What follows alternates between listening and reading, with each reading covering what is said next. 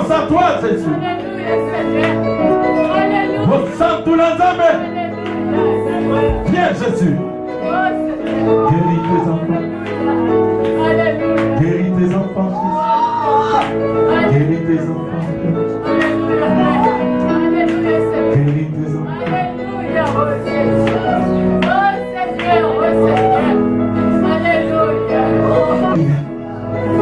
Alléluia. Amen, amen, amen.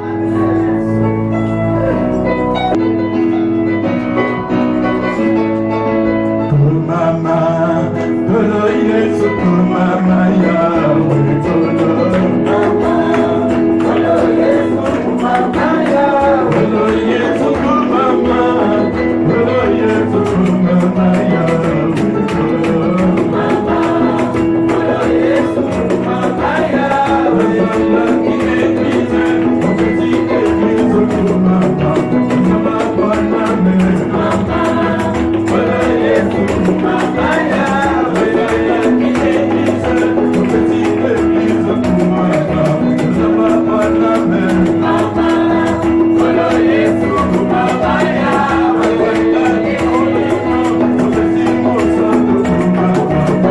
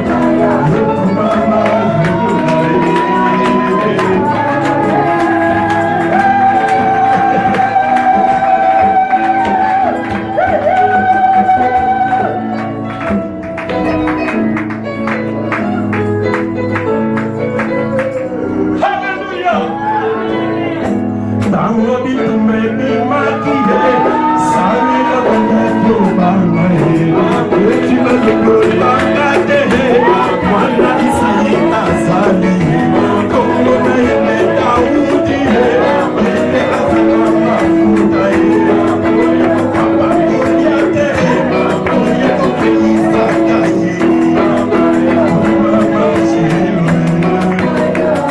mama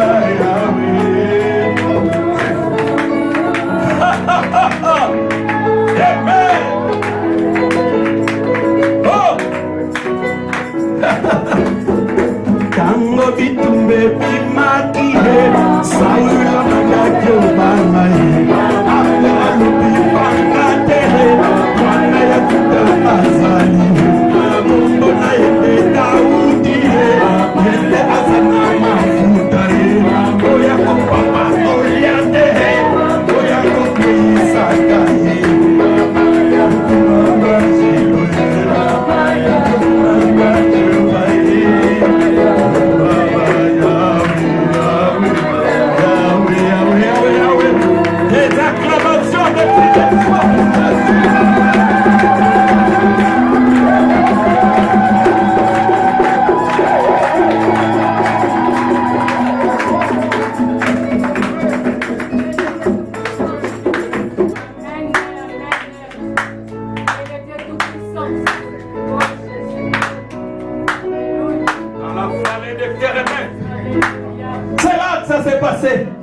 C'était dans la vallée de Térébenth.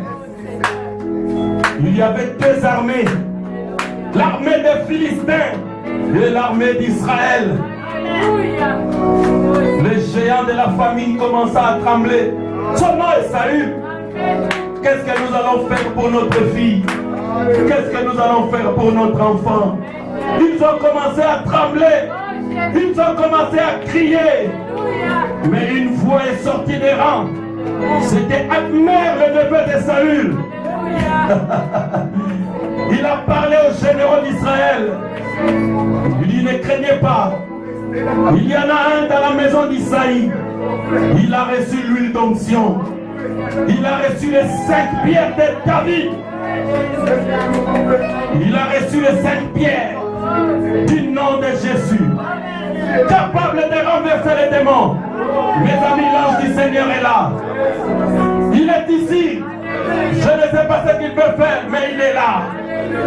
Peut-être c'est ton tour ce matin. Peut-être c'est ton jour. C'est ton jour peut-être. Je n'en sais rien. Mais crois seulement. Crois seulement. C'est peut-être ton jour aujourd'hui. Oh Seigneur. Merci Jésus. Nous tous nous rangeons derrière toi. Personne ne pouvait combattre pour nous. Même au ciel, Jean veut pleurer de ce que personne ne fut trouvé digne de prendre le livre pour nous sauver. Mais toi, Koselibota ya Yudahe, Yene Azanama Kokihe, Oyoko Zua Mokanahe, Ona Kokuka Minemwe, Ona Zua Lodikohe, Ona Bikisa Mayowe, Ona Amola Mayowe, Ona Nimela Niluka, Ona Sukana Lolahe, Ona Sukana Mukahe.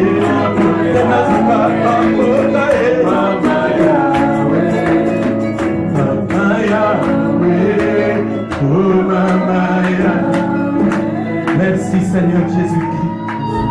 Tu es digne. Tu es digne.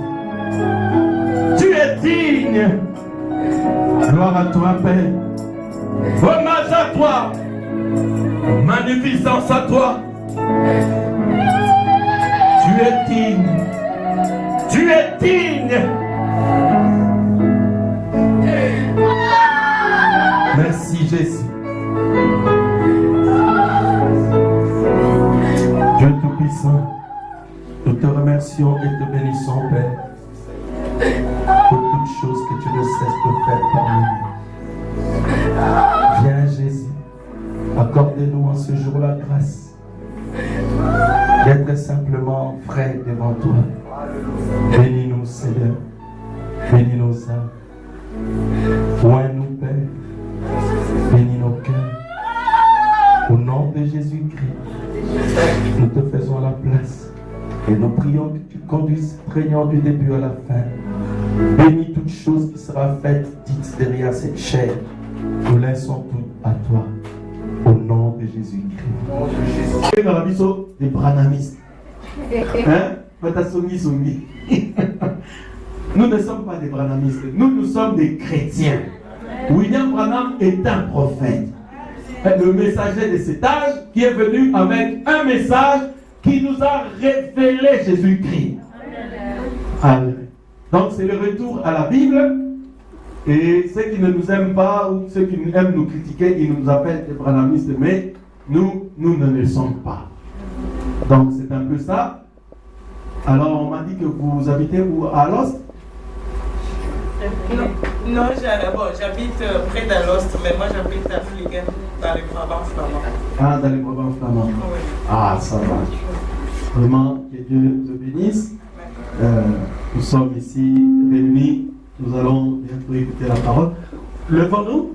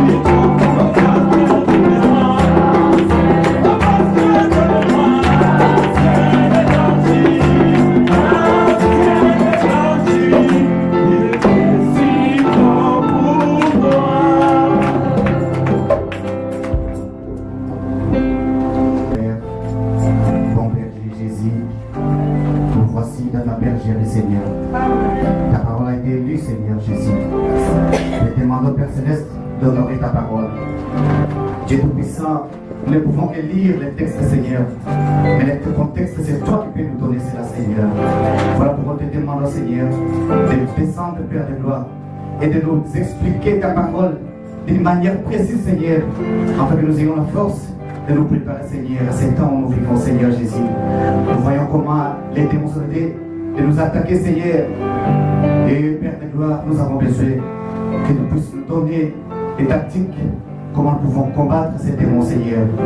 Dieu Tout-Puissant, fais descendre, Seigneur, ta puissance au milieu de nous, afin que cette puissance, Père Céleste, puisse nous donner la compréhension complète de la parole, Seigneur Jésus. Où est ton serviteur? Où est tes enfants, Seigneur? Où est nous, Seigneur Jésus-Christ? Que ces paroles puissent pénétrer dans nos cœurs, afin que nous ayons les réveils dans nos cœurs, Seigneur. Réellement, nos âmes sont afflammées, Seigneur, pour écouter ta parole, Seigneur. Sois avec chacun de nous. Au nom du Seigneur Jésus-Christ, nous avons ainsi prié. Amen.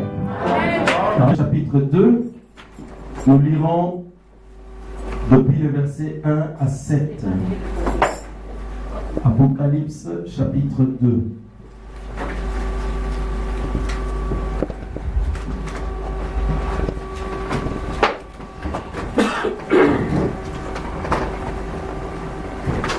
Écrit à l'ange de l'église d'Éphèse.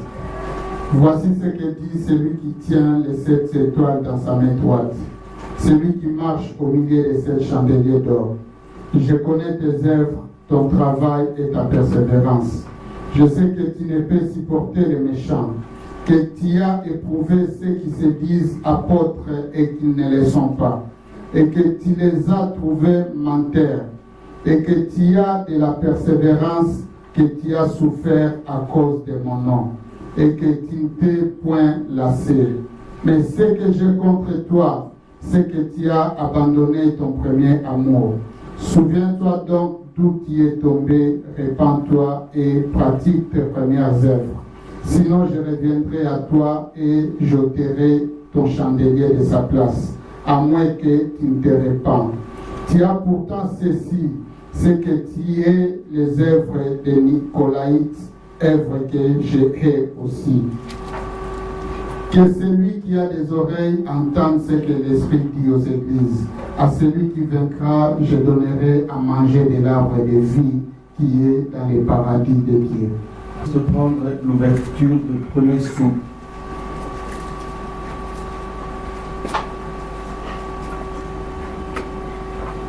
Je regardais quand l'agneau ouvrit un de ces sceaux et j'entendis l'un de ces 4 êtres vivants qui disait comme d'une voix de tonnerre, viens.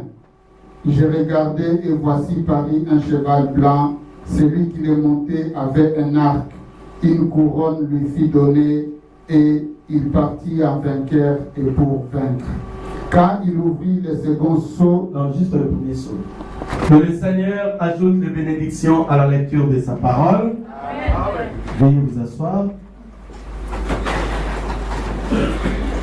Je vous salue tous ce matin dans le nom précieux de notre Seigneur Jésus-Christ.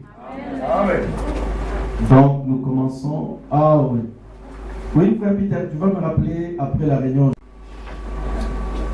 Comme promis, nous avons commencé à étudier les âges de l'Église. Pour ceux qui nous ont rejoints aujourd'hui, nous avons pris le livre d'Apocalypse au chapitre 1, où Jean était allé dans l'île de Patmos, où il a eu la vision des choses qui doivent venir, des choses qui devaient arriver depuis le temps des apôtres jusqu'à l'avènement au retour du Seigneur Jésus-Christ. Et Jean avait même vu la nouvelle Jérusalem, il a même vu comment l'agneau était rentré dans sa gloire. Donc Jean raconte tout ce qu'il a vu dans sa vision, dans ses visions, dans le livre qu'on appelle Apocalypse. Donc le livre d'Apocalypse est aussi appelé le livre de la révélation. Parce que dans le livre d'Apocalypse, vous allez voir au chapitre 1, au premier verset, la Bible dit livre de révélation de Jésus-Christ. Et le prophète William Branham dit que la Bible n'est pas la compréhension ni l'explication de Jésus-Christ, La Bible, c'est la révélation de Jésus-Christ. Les choses spirituelles, les choses qui touchent au fondement même de Dieu, ne peuvent être perçues que par la révélation. C'est pourquoi, quand vous faites de la théologie, vous pouvez connaître l'histoire de la Bible, c'est bien. Vous pouvez connaître l'histoire des apôtres et bien des choses qui concernent les Écritures. Mais pour ce qui est de connaître Jésus-Christ, pour ce qui est de savoir qui il est réellement, la Bible nous enseigne que cela ne peut être possible que par le Saint-Esprit qui vous révèle qui est réellement Jésus-Christ. Parce que c'est le Saint-Esprit qui sonde les profondeurs de Dieu. Amen. Personne n'a été au commencement quand Dieu créait. Il n'y a que l'Esprit de Dieu qui était témoin de tout ce que Dieu a fait. Maintenant, si le Saint-Esprit vient dans le prédicateur, si le Saint-Esprit vient dans un prophète, alors Dieu révélera la parole. Et quand les gens qui écoutent la parole ont le Saint-Esprit, alors ils auront la compréhension nette et claire des Écritures. Est-ce que vous êtes avec moi? Amen. William Branham dit que la compréhension nette et claire des Écritures dépend de la nouvelle naissance, dépend du Saint-Esprit. C'est pourquoi nous insistons que les frères et sœurs naissent de nouveau, qu'ils se répandent, qu'ils soient baptisés correctement dans le nom du Seigneur Jésus-Christ, comme nous le verrons dans les âges de l'Église. Parce que le véritable baptême, ce n'est pas dans les titres de Père, du Fils et du Saint-Esprit. Le véritable baptême, selon Acte 2, 38, selon Acte 10 et Acte 19, de 1 à 5, c'est le baptême dans le nom du Seigneur Jésus-Christ. Alors, nous avons vu que Jean, après avoir vu la révélation dans l'île de Patmos, il a vu une vision. Et dans la vision, il pouvait voir un homme qui se tenait devant. Il avait des pieds qui brûlaient comme de l'airain. Ses yeux étaient comme le soleil. Son visage brillait comme le soleil. De sa bouche sortait une épée. Et cette personne a dit: je suis celui qui était mort et qui suis vivant pour des siècles et des siècles. Amen. Nous ne connaissons qu'une personne qui est allée dans le tombeau, qui a été enterré, qui est ressuscité, qui est vivant sans avoir besoin de paramètres. Il s'appelle le Seigneur Jésus-Christ. Alléluia. Alors nous savons que c'était de lui qu'il s'agissait. Et dans sa main droite, la Bible dit qu'il avait 7 étoiles. Et ces 7 étoiles, la Bible l'explique dans le même livre d'Apocalypse au chapitre 1, que les 7 étoiles sont les 7 messagers. Les 7 anges qui ont été envoyés aux 7 églises. Alléluia. Amen. Et cet homme se tenait devant 7 chandeliers. Et la Bible dit, ces chandeliers représentent les églises. Avant d'aborder cela, dans la prédication que j'ai prêchée sur les âges de l'église, nous avons vu que les âges de l'église, qui commencent par Éphèse, Smyrne, Thyatire, Pergame, Thyatire, Sardes, Philadelphie, Laodicée, nous avons vu que ces 7 âges de l'église, c'était la période qui commence depuis le temps des apôtres, aux alentours de l'an 53, c'est ce qu'on va voir aujourd'hui, jusqu'à nos jours. Dieu a subdivisé cette période en 7 fois. Donc nous avons eu la première période qui part de l'an 53 à l'an 170, ça s'appelle l'âge d'Éphèse. Et le deuxième âge, c'est l'âge de Smyrne. Il commence de 270 à l'an 312. Là, c'est le deuxième âge de l'Église. Le troisième âge, c'est l'âge de Pergame. Il commence de l'an 312 jusqu'à l'an 650. Toujours après Jésus-Christ, bien sûr.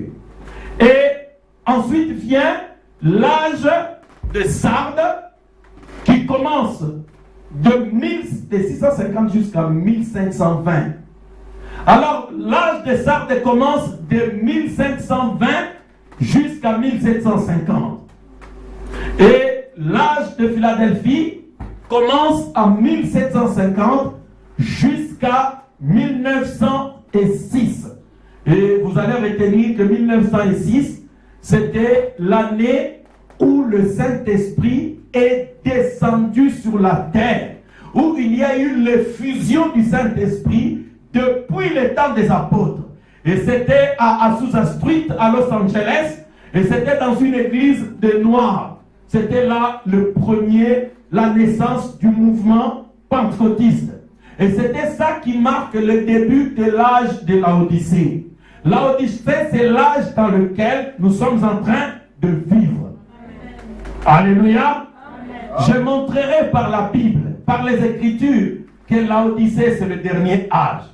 Parce que la Bible dit, l'Odyssée, tu es pauvre, nu et aveugle, tu ne le sais pas. Voici, je me tiens devant toi. Apocalypse 3. Je frappe à la porte. Celui qui m'ouvre, j'entrerai, je souperai avec lui. Je montrais déjà à l'église que Jésus qui entre dans votre cœur pour souper, le souper se prend au temps du soir. Et nous savons tous que Jésus va revenir la nuit. Or, le soir, c'est la période, l'époque qui précède la nuit. Parce que Jésus a dit, je viendrai comme un voleur dans la nuit. Est-ce que l'église est avec moi? Donc nous avançons. Alors j'avais montré que pendant toute cette période, qu'est-ce qui s'est passé? Je résume très rapidement et puis j'avance. Qu'est-ce qui se passe en réalité? Je montrais à l'église que pendant ces 7 âges, il s'agira d'une célébration. C'est une fête où l'on mangera le pain sans le vin.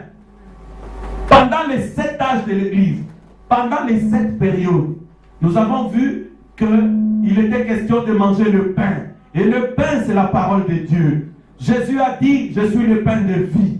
Donc le pain, c'est la parole. C'est Jésus-Christ. Au commencement était la parole était avec Dieu, et la parole était Dieu. Elle s'est faite chair et elle a habité parmi nous.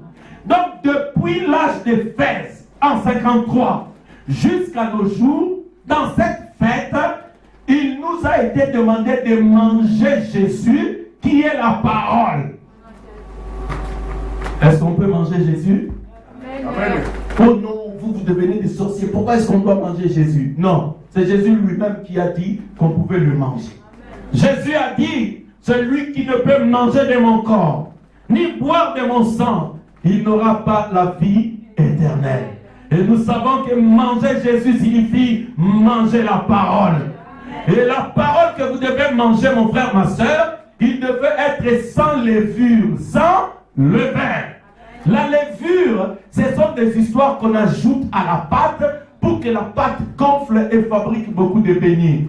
La levure, ce sont les idées de Pedro Ambrosino qui ajoutent à la parole pour que la parole attire un grand nombre de païens.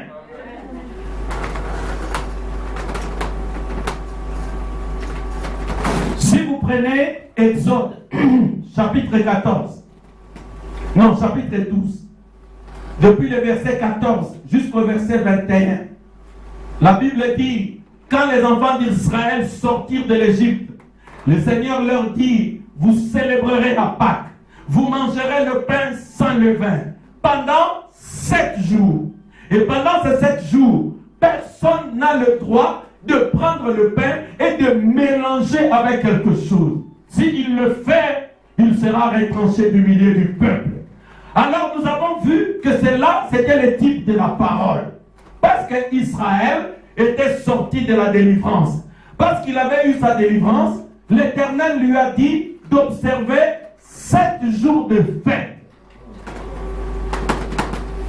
Et quand Jésus l'agneau est arrivé, l'agneau a été immolé, comme il avait été immolé quand les enfants d'Israël sortaient de l'Égypte.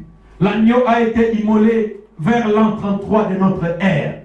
Alors, quand l'agneau fut immolé, nous avions maintenant commémoré cette fête. Parce que le sacrifice, c'était Jésus-Christ lui-même. Alors, nous devons maintenant, pendant les 7 âges de l'Église, manger ce pain-là pour nous commémorer le sacrifice et la délivrance que Jésus est venu offrir aux Juifs et à tous ceux qui croiraient en son nom. Est-ce que vous êtes avec moi? Alors maintenant, pendant ces 7 âges, nous avons vu que le pain devait être mangé sans levain. Et dans le livre de Lévitique, chapitre 14, ou dans Nombre, chapitre 19, nous avons vu encore que quand quelqu'un avait été frappé par la lèpre, il venait devant le sacrificateur. Et la lèpre, quand vous étiez frappé par la lèpre en Israël, vous n'aviez plus le droit d'être comme ça avec les gens. Vous devez être isolé. Et Frère Branham dit, la lèpre c'est le type du péché. Quand vous êtes frappé par le péché, Dieu vous isole de la communion. C'est-à-dire, vous n'êtes en réalité, vous n'êtes pas avec nous. Même si vous êtes assise comme Dieu est assis ici, avec ta sale vie, tu n'es pas avec nous. Quand le Saint-Esprit arrive, il arrive chez toi, salut, il passe, il va vers ceux qui sont avec nous réellement ici. Amen. Tu vas dire, mais pourquoi le Saint-Esprit n'est pas avec moi? Parce que tu vis dans le péché. Parce que tu refuses la Pâque de l'Éternel. Parce que tu aimes manger le pain mélangé avec les idées du monde. Je pense que c'est clair. Alors nous avons vu aussi que dans Lévitique, que nous étions là pour quelqu'un qui était frappé de la lèpre. Pour être soigné, il y avait besoin de sang. C'est-à-dire qu'on devait prendre 2 pigeons, on le tue, on prend le sang, on met sur la femelle et le mâle, on lâche la femelle dans le champ, on prend le sang qui est sorti du pigeon, qui a été immolé, on devrait asperger 7 fois devant l'autel. Et nous avons aussi vu que pour l'expiation d'Israël, Éléazar devait se tenir devant la vache rousse. Nombre 19, pour ceux qui notent, pour aller lire à la maison, Nombre 19. Maintenant, Éléazar devait prendre la vache rousse, qui est le type de Jésus-Christ, qu'il devait être immolé, et on prenait son sang. Éléazar, le sacrificateur, faisait 7 fois l'aspersion de l'autel pour l'expiation du péché d'Israël. Alors nous avons vu que pour notre Pâque, pour notre célébration, pour nous les gentils, les gens des nations, parce que nous devons aussi observer cette fête. Maintenant dans notre fête, contrairement aux Juifs, eux ils tuaient un agneau d'un ensemble de faux. Nous avons l'agneau parfait. L'agneau parfait c'est Jésus-Christ. Il est sans défaut. Yo jalibeka oyo toboche linzape tojaliponza oyo Yahweh ndima. C'est l'agneau pascal sans défaut qui a été offert en rançon pour tes péchés et les miens. Maintenant, pendant cette fête, pour faire exactement comme Israël, nous devons prendre le pain sans levain. Au premier âge de l'Église, pain sans levain. C'est-à-dire, on devait prendre la parole et ne mélanger la parole avec rien. Prenez la parole telle que Dieu nous l'a donnée. Et c'est ça le message de l'heure. Le message de William Branham, c'est le retour à cette fête-là. Le message de William Branham, c'est prendre la Bible avec ses interdits, avec les choses dures, avec les choses difficiles, pour donner à l'épouse de Jésus-Christ. Oh pasteur, mais pourquoi Jésus a dit, on ne peut pas donner la nourriture des enfants aux chiens. Oh pasteur, non, je n'insulte personne. Jésus a dit, ils sont des chiens. Pourquoi est-ce qu'ils sont des chiens? Parce qu'un chien, aujourd'hui, on lui dit, tu dois payer les offrandes et la dîme. Il paye 1 ou 2 fois. 2 jours après, il retourne encore. Il commence à faire ce qu'on lui avait interdit. Un chien, on lui dit, la parole ne veut pas la prostitution. 2 jours après, il retourne dans les choses qu'on lui a interdites. C'est ça l'esprit des chiens. Un chien, quand il vomit quelque chose, il va retourner, il commence à happer ce qu'il avait vomi. Et Jésus a dit, la parole, ce n'était pas pour vous. La parole, c'est pour des gens qui sont sortis de l'Égypte. La parole, c'est pour ceux qui avaient reçu la délivrance. Alléluia. Et la délivrance, c'est le Saint-Esprit. Vous prenez la parole, même quand elle est dure, prenez-la. Jésus a dit, on devait manger l'agneau. Si vous prenez Jean chapitre 6, la Bible dit, cette parole est dure. Qui peut l'entendre?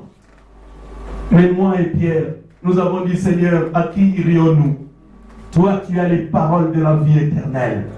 Ah, j'ai oublié de laisser... Le frère Julien est là. Il a un témoignage. Je veux qu'il donne son témoignage. Amen. Maintenant, écoutez.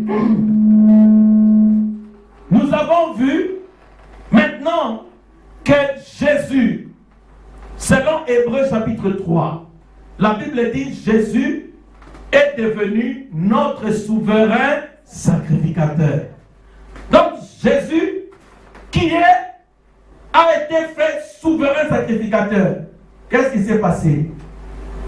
J'aimerais que l'Église vous élevez un peu dans votre foi par rapport à la manière dont vous devez regarder Jésus. Parce que sinon, la parole peut devenir compliquée pour vous. Vous voyez le Jésus que nous connaissons. Quand je parle de Jésus, ne voyez pas simplement le jeune homme de 33 ans qui a vécu en Galilée. D'ailleurs, ce n'était pas la première fois qu'il venait dans le monde. Ce corps-là, cet homme-là que vous avez vu, il avait seulement vécu dans un corps. Et quand il s'est identifié au monde par ce corps-là, nous l'avons connu sous le nom de Jésus-Christ.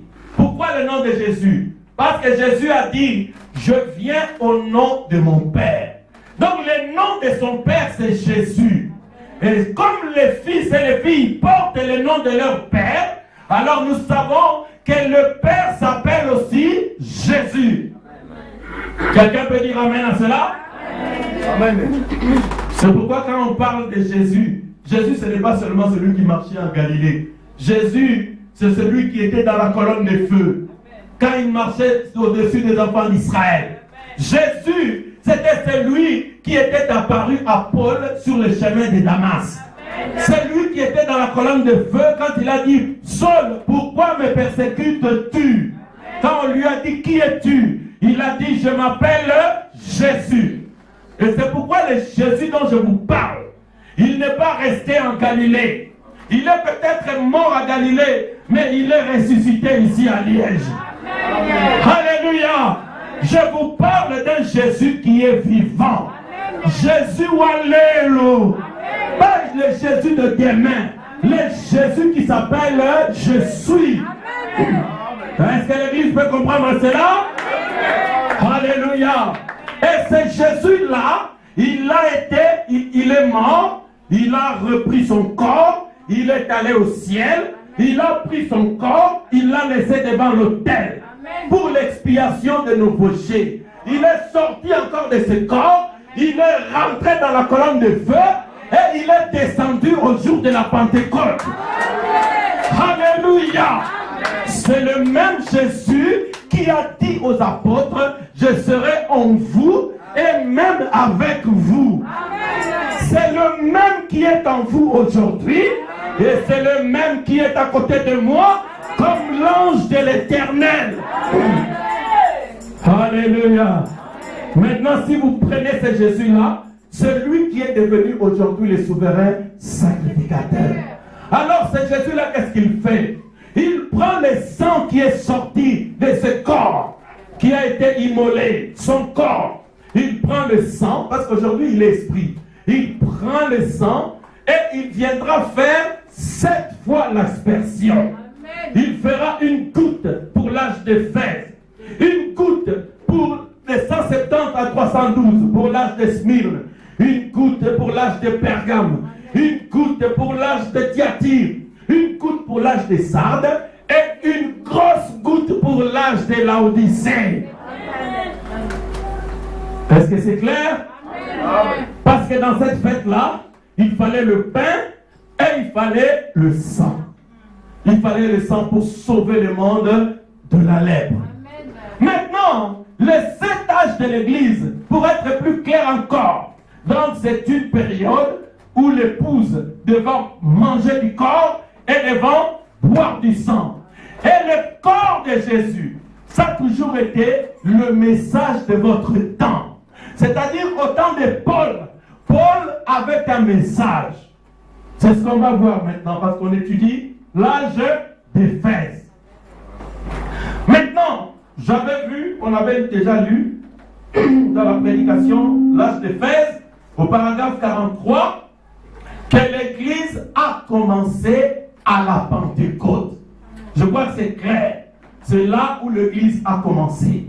Et l'Église a commencé par le Seigneur Jésus-Christ lui-même. Et c'est pourquoi il leur a dit, n'allez pas encore prêcher, attendez à Jérusalem, vous recevrez le Saint-Esprit. Parce que sans le Saint-Esprit, vous ne pouvez pas prêcher la parole.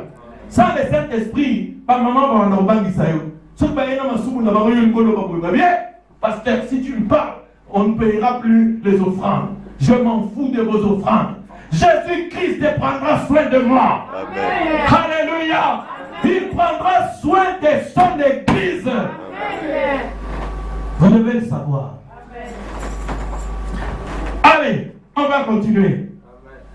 Mais je ne le dis pas pour vous. Je le dis pour eux. Amen. Je m'en fous de vos offrandes. Mais vous, vos offrandes, j'en ai besoin. Pour cette salle-là. Alléluia. Amen. Je m'en fous de vos offrandes. Bon, ils ont entendu. Amen. Ah, au paragraphe 43, que l'Église avait commencé à la Pentecôte. L'Église commence par la Pentecôte. Mon frère, ma soeur, la foi chrétienne commence par la Pentecôte. Les bénédictions de la Pentecôte, c'est le Saint-Esprit. C'est l'onction. C'est une vie sainte. Ce sont des miracles. C'est une vie transformée. C'est la délivrance dans les choses qui ont embêté votre vie. C'est ça le début de la foi. Alléluia. Considérez vos vies passées là comme de la préhistoire. Moi, quand je suis venu au message, toutes les histoires passées dans les églises pentecôtistes, je les considérais comme de la préhistoire. Ça me préparait seulement à savoir qu'il y a un Dieu qui s'appelle Jésus. Amen. Alléluia. Amen. Mais je ne savais pas comment plaire à ce Dieu-là. Alors, pour toi, une goutte de sang avait été prévue. Et cette goutte de sang-là, c'est justement le message de votre temps. Le message de votre temps vous dit, écoutez, le vrai baptême, c'est dans le nom du Seigneur Jésus-Christ. Alléluia. Dieu nous a envoyé la colonne de feu. Dieu nous a envoyé son ange. Dieu nous a envoyé sa parole. Dieu nous a envoyé les rochers frappés. Dieu nous a envoyé ce qu'il faut pour être victorieux sur ce monde du péché. Alléluia. Aujourd'hui, vous avez la possibilité d'avoir la victoire. Paragraphe 77. Prédication, l'âge d'Éphèse. Prêché en 1960. Jean est le messager de cette époque. Au milieu de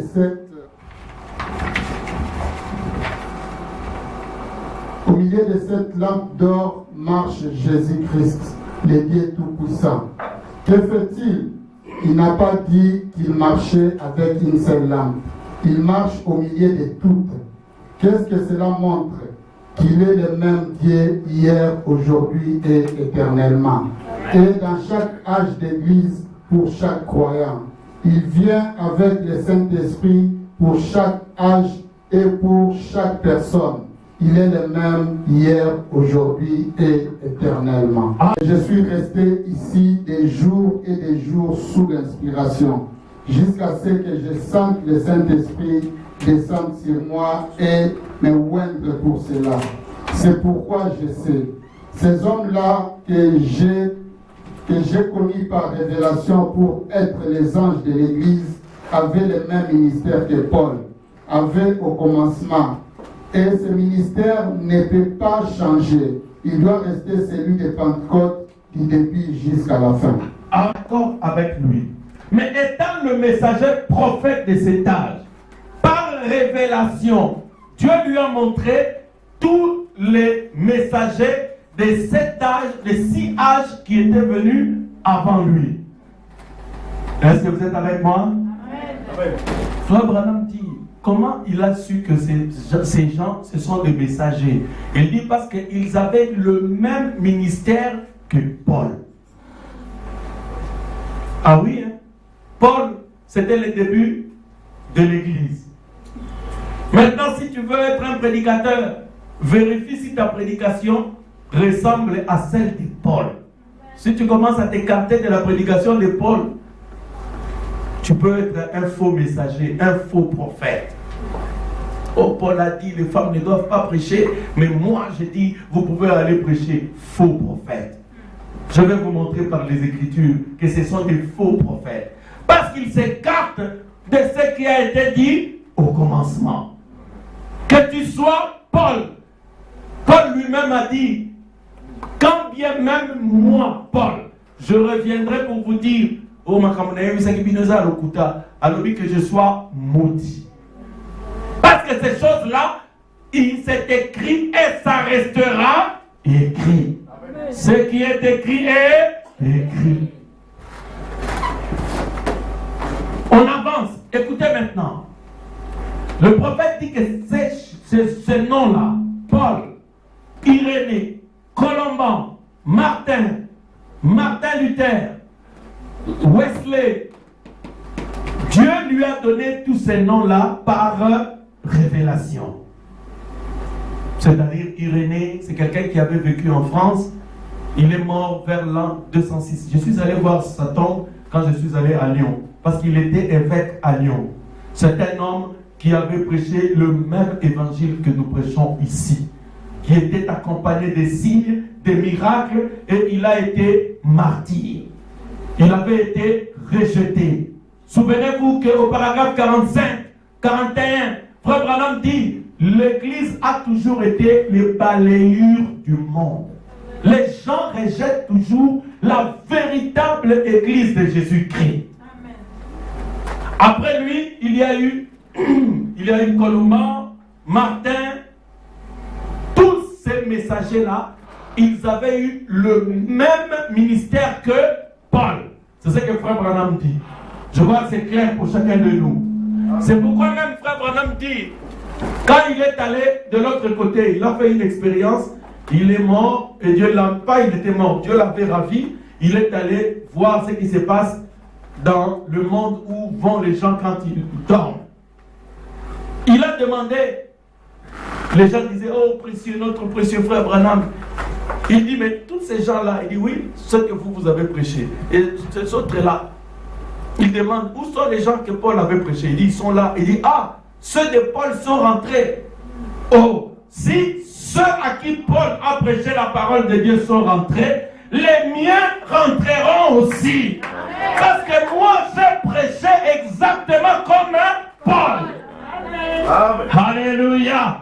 C'est pourquoi, moi aussi, quand je prêche, je regarde ce que Paul a prêché. Je regarde ce que William Branham a prêché. Si ceux de Paul et de William Branham rentrent, les miens aussi rentreront. Alléluia. Amen. Je ne veux pas vous prêcher de notre évangile, mes frères et sœurs. Je veux rester avec cet évangile tel qu'on nous l'a laissé. Oh, pourquoi, pasteur? Parce que c'est la Pâque. Il faut laisser le pain sans le vin. Ne riez pas. Ne mettez pas des boucles d'oreilles. Ne vous habillez pas comme des hommes. Oh, pasteur, mais qui peut vivre comme ça en Europe? C'est difficile. C'est difficile, mais c'est du pain sans le vin. Tout ce qu'on ajoute vient du diable. Tout ce qu'on ajoute vient de Pedro Ambrosino. Prenez ça, jetez ça au feu. prenez ce que la parole de Dieu dit et vous vivrez. Amen. Je crois que vous voulez vivre. Alors prenez ce que Dieu a dit. On avance. Bien. Nous voyons que c'est par révélation que Dieu lui a donné toutes ces choses. Maintenant, prenons le paragraphe 53. Les historiens qui sont ici ne vont pas être d'accord avec moi au sujet des hommes. Mais je le sais qu'Irénée était l'ange de l'église de Smyrne. Beaucoup d'entre vous diront que c'était plutôt Polycarpe. Mais Polycarpe était davantage enclin vers l'organisation et le catholicisme, qui était la religion montante. Irénée, lui, était un homme qui parlait en langue, qui avait la puissance de Dieu et que les miracles accompagnaient. Amen. Il était l'ange ayant la lumière de Dieu et il a continué à porter la lumière. Amen. Ok. 13. Non. 71. Donc, le premier âge de l'Église commence, comme je l'ai dit, autour de 53 et se termine à 170. La ville est Éphèse, l'une des 3 grandes cités d'Asie, souvent appelée la 3e ville de la foi chrétienne. La première étant Jérusalem, la seconde Antioche et la 3e Éphèse. C'était une très grande cité de commerce et d'artisanat. Le gouvernement était romain.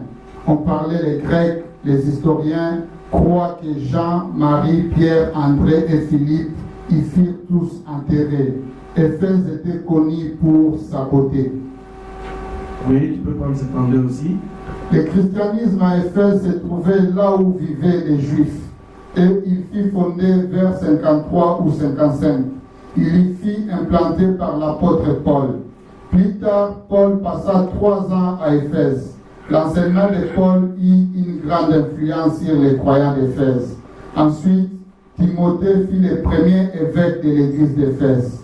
Paul écrivit à l'église d'Éphèse. C'était une grande église du temps de Paul. Éphèse, c'était une ville d'Asie mineure là-bas, et c'était une ville artisanale et de commerce.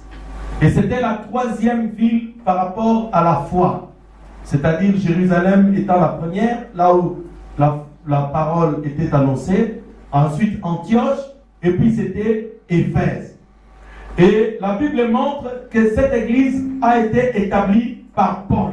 C'était Paul qui était l'évêque ou le pasteur de cette église. Oh, pourquoi Paul était le pasteur? Parce qu'il y avait déjà un groupe là-bas et ce groupe était dirigé par Apollos. Apollos avait témoigné de Jésus dans cette ville. Mais si vous prenez Actes chapitre 19, de 1 à 5, vous allez voir c'est Paul qui était arrivé et qui avait rebaptisé les hommes et les femmes au nom du Seigneur Jésus-Christ. Et il leur a imposé les mains et ils reçurent le Saint-Esprit. C'était là le début de l'église d'Éphèse. Nous sommes dans l'histoire et nous sommes dans les faits, selon la Bible.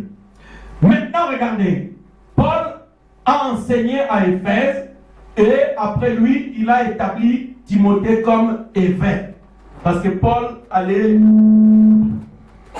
ici et là dans les églises pour prêcher.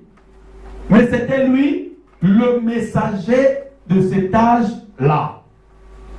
Maintenant, j'aimerais que l'église comprenne quelque chose. Frère Branham en parle plus loin, on va lire ça peut-être après ou la prochaine fois, mais j'aimerais vous expliquer. Comme je l'ai déjà expliqué parce que c'est important pour la suite. Dieu a pris les noms d'Éphèse, de Smyrne, de Thyatire, de Pergame, de Sardes. Ce sont des noms des églises. C'est un peu comme il y a l'Île de la Vallée ici, il y a le Réveil ici à côté, il y a Nouvelle-Jérusalem, il y a il y a Pévalon ici à Liège. Non, il y a le Bima ici à Liège. Il y a Malachie 4, une église du message. Il y a les Kimbangu, tout ça. Donc, on va dire, bon, excusez-moi, si c'était maintenant l'époque d'Éphèse, qu'est-ce que Dieu a dit? Dieu prend une église qui considérait lui comme étant une église modèle. C'était l'église d'Éphèse. Alors, il appelle maintenant cet âge-là du nom de cette église d'Éphèse. Donc, toutes les églises là, les Pima, les Pévalombo, tout ça, s'ils étaient là-bas à l'époque, ils appartenaient à ce même âge d'Éphèse.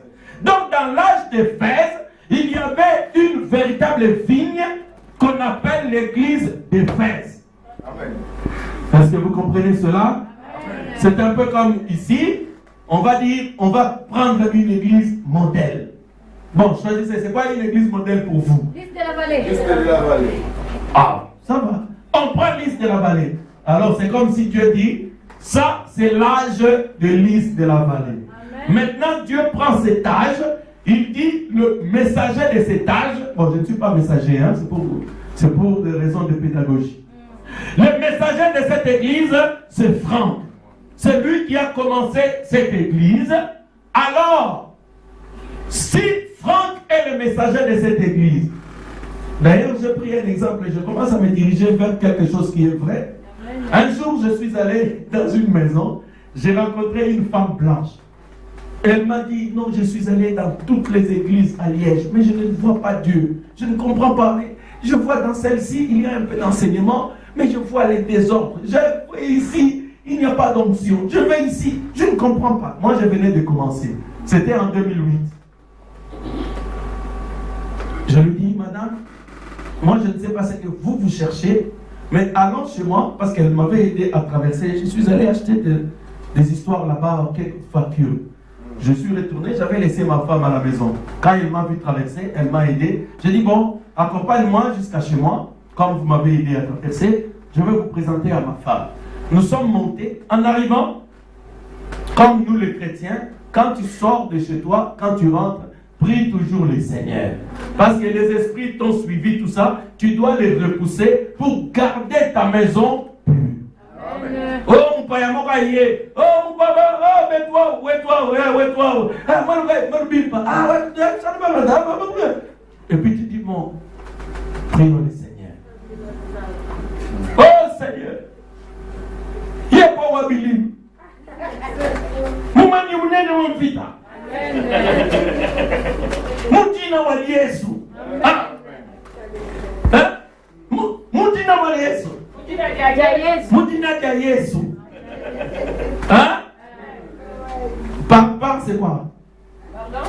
Par Kende. Patuka. Patukanda. Ah, Patukanda. Ah. Maintenant, c'est fini. Vous commencez à c'est comme ça qu'on accueille les gens à la maison. Seigneur, merci d'avoir conduit le pas de notre invité. Nous le recevons avec joie. Tout ce qui n'est pas de toi, nous le chassons au nom de Jésus-Christ. Amen. Amen. Amen. Et puis, vous êtes là, vous communiez. Tout va bien se passer. S'il avait ces démons, ils vont attendre dehors. Quand il part, et les démons partent aussi avec elle. Ou avec lui. Mais vous, parfois, vous êtes civilisés. Oh non,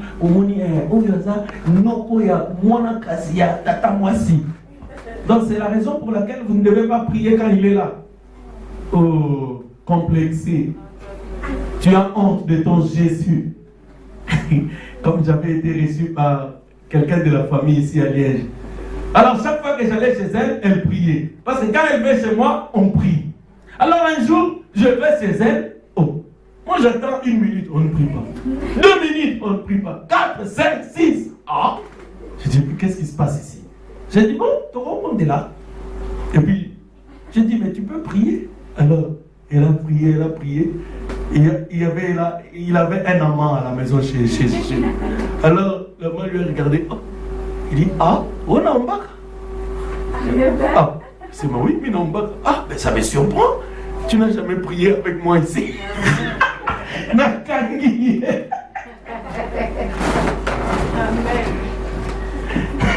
Complexé. Donc tu pries seulement quand c'est le frère ou les sœurs. Quand c'est les autres personnes complexes. Non, ne faites pas ça. Notre territoire, ça appartient au Seigneur. C'est pourquoi quand je viens dans vos maisons, je consacre vos maisons au Seigneur. Si je ne suis pas encore venu consacrer votre maison, dites-le moi, je vais venir. Parce qu'on doit consacrer votre maison à Dieu. Tous ceux qui entrent, vous devez le faire au nom de Jésus-Christ. Amen. Amen. Maintenant, Éphèse, j'entrais avec cette femme, je termine ce que je disais. Je commence à prier, l'onction descend. Ah, ma femme donne une prophétie là. Il disait à cette dame, il dit, toi tu cherches partout, tu as été dans une église, tu as été là-bas, tu as été ceci, tu me cherches. Maintenant, je te montre le pasteur de cette ville. Ah, j'étais un peu gêné. J'ai dit, madame, toi et moi, on était dehors. Est-ce que ma femme sait que toi, tu vas chercher des églises partout? Elle ne sait pas. Bon, maintenant, elle vient de te dire que je suis le pasteur de cette ville. Je ne l'ai pas dit. C'est elle, c'est le Seigneur qui l'a dit. Oh, mais je crois qu'aujourd'hui, le Seigneur le confirme. Amen. Alléluia. Croyez-vous que je sois le pasteur de cette ville? C'est Dieu qui l'a voulu, ce n'est pas moi. C'est lui qui l'a dit. Amen. Parce qu'il l'a dit, que lui-même en témoigne.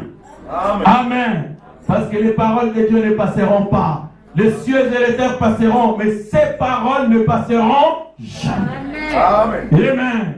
Si quelqu'un a la révélation que je suis pasteur de cette ville, même s'il n'est pas croyant ici, s'il vient ici pour la prière, je demanderai au Seigneur et le Seigneur m'exaucera pour lui.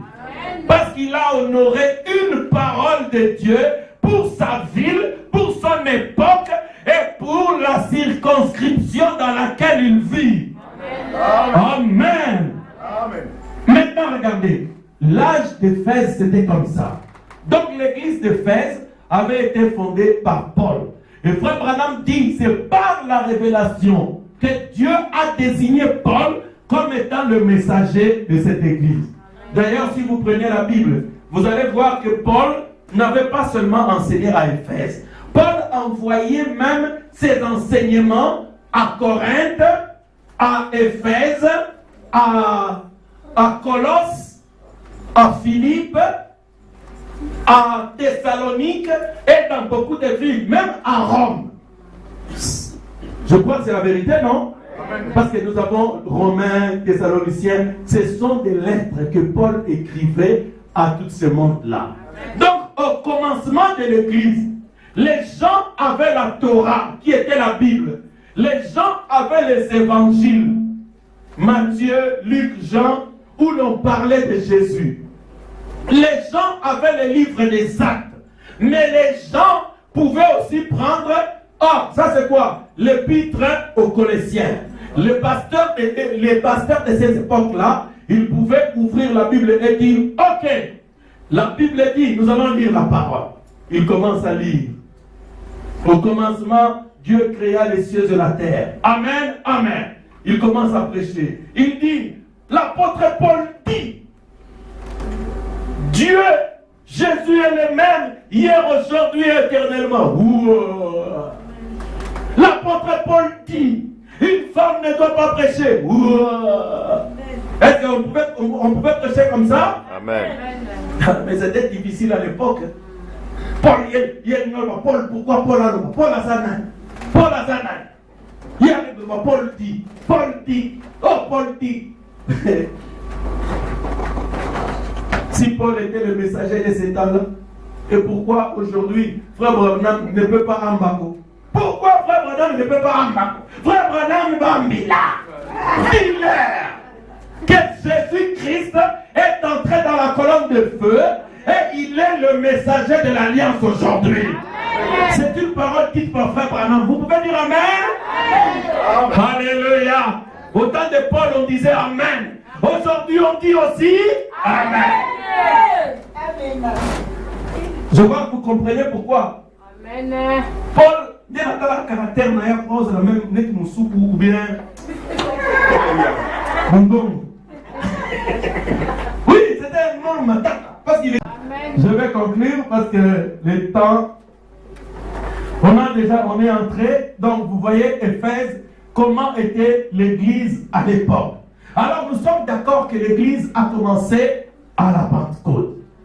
C'est pourquoi, au paragraphe 119, je vais terminer. Enfin, je ne termine pas, mais je mets 3 points de suspension parce que ton côté est grand. Paragraphe 119. J'ai commencé à midi 20. Bon. Voyons bien cela. Je connais tes œuvres, ton travail et ta patience, que tu ne peux supporter les méchants, et tu as éprouvé ceux qui se disent apôtres et qui ne le sont pas, et tu les as trouvés menteurs. Ok, là, c'est le message qui commence. Hein? L'église, vous me suivez? Là, nous centrons maintenant dans ce que l'Esprit avait dit à l'âge d'Éphèse. Je connais tes œuvres. Je connais ta patience. Vous en avez patience. Vous en avez œuvre malade.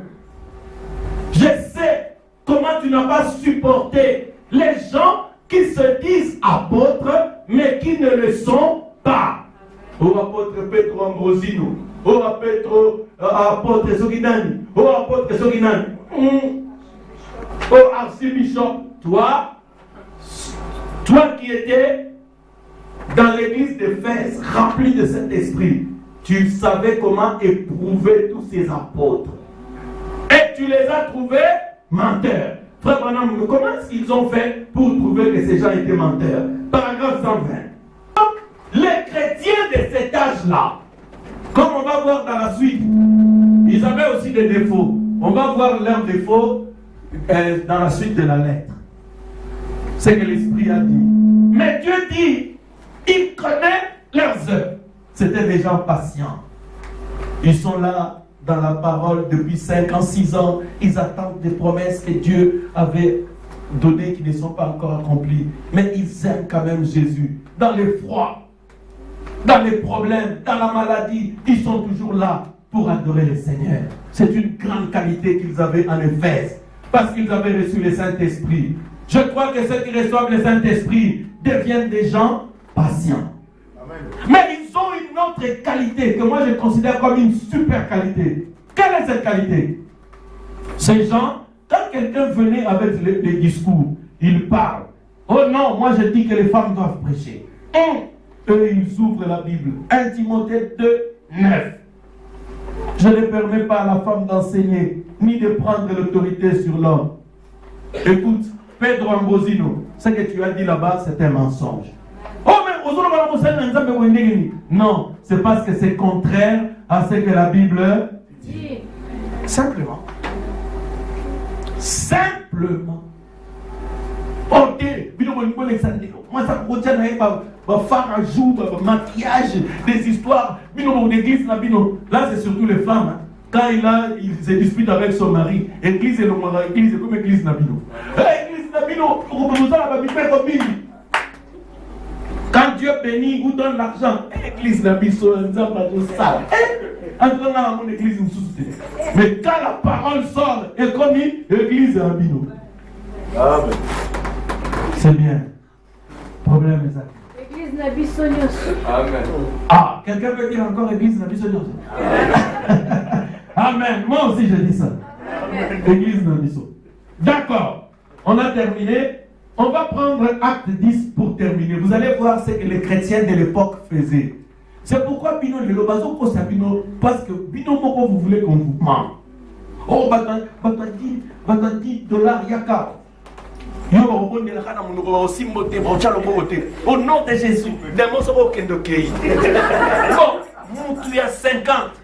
Au nom de Jésus, des mots, bon, aucun de pays parce que vous me l'avez. Bon, il y a $500. On a pasteur à dit qu'il va cravate. Au nom de Jésus, au nom de Jésus. Bah, dis-moi là, dis-moi ça.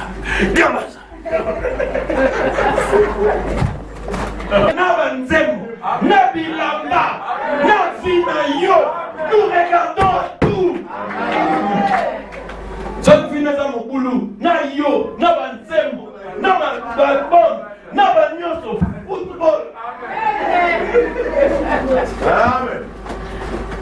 Bien. Acte 17, de 10 à 12 et on a terminé. Regarde. Là, ce sont des chrétiens d'une ville. Dans cet âge de l'église, il y a Éphèse. Donc, acte 17, de 10 à 12. On a terminé. Aussitôt les frères firent partir de nuit Paul et Silas pour Bérée. Lorsqu'ils furent arrivés, ils entrèrent dans la synagogue des Juifs. Ces Juifs avaient des sentiments plus nobles que ceux des Thessaloniques. Ils reçurent la parole avec beaucoup d'empressement.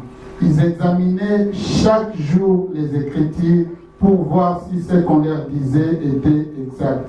Plusieurs d'entre eux écrivirent, ainsi que beaucoup de femmes grecques de distinction et beaucoup d'hommes. Amen. On donne les versets de la Bible. Vous le prenez, vous allez à la maison, vous examinez si cela est exact. Alléluia. Et Dieu a aimé les chrétiens de l'âge d'Éphèse. Il dit parce que quand les escrocs et tout ça arrivent avec leurs histoires de demander l'argent pour la prière, et ils regardent. Ils voient l'apôtre Pierre devant la porte d'Isabelle. Je n'ai ni or ni argent. C'est que je te le donne. Au nom de Jésus, lève-toi et marche. Ils voient dans Acte 8 quelqu'un qui vient au pôle.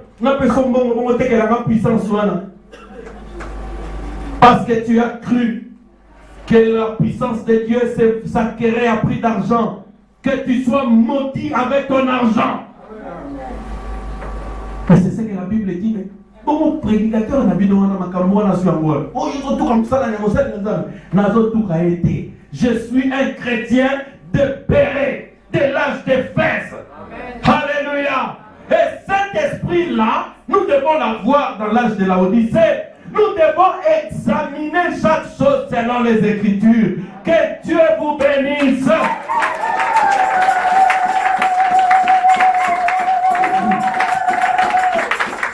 Amen. On va prendre les offrandes et rassurer. Amen. Je vais prier pour elle tout à l'heure après les témoignages.